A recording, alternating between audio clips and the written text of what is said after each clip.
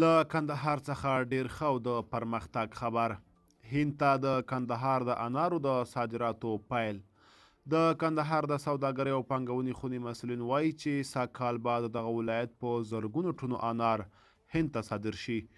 د دغه ولایت د سوداګرۍ او پانګونې خونې د شمیرو له مخې تر دې مهاله څه باندې 13,000 ټنه انار د نړۍ بېلابېلو هیوادونو ته صادر شوي دي. د کندهار د سوداګرۍ او پانګونې خونې رئیس صدیق محمد وویل 13,000 ټنه پاکستان ته صادر شوي، څو ورځې وروسته به هند ته هم شروع شي او اوس تازه هند ته صادرات شروع شوي او تر اوسه 100 ټنه هند ته صادر شوي دي. هند ته له افغانستان څخه ډیری صادروونکي انار د کندهار ولایت له ژیړۍ ولسوالۍ څخه ځي. د تازه میوې سوداګر وایي چې د انارو صادرات به د پاکستان په پرتله هند ته ډیره ګټه وکړي.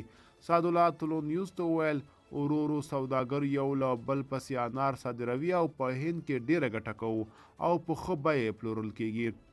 سوداګر محمد شفیق هم وویل موږ انار بار کړي او د حکومت څخه مو غوښتنه ده چې نورو هیوادونو ته هم د انارو د صادراتو زمینه برابره کړي.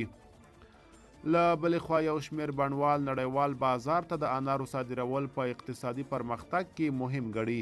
بڼوال عطاالله جان وایي په دې تړاو څرګنده کړه چې د تریاکو او نورو شیانو زیات دي او زموږ حاصلات زیات دي او صادرات باید نورو هیوادونو ته پیل شي.